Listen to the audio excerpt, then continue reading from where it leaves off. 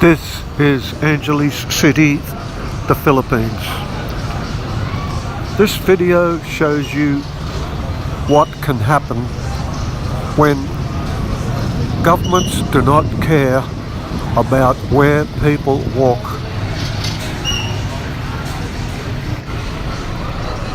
This street, walking street, has dozens and dozens of entertainment restaurants, bars, hotels, all sorts of accommodation.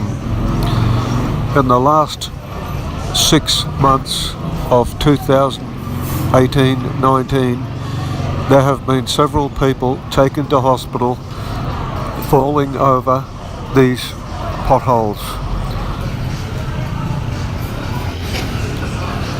12 months ago, the Mayor of Angeles City, at the official opening of a large restaurant where about 500 to 600 people were in attendance, promised that the potholes in Angeles City Walking Street would be fixed.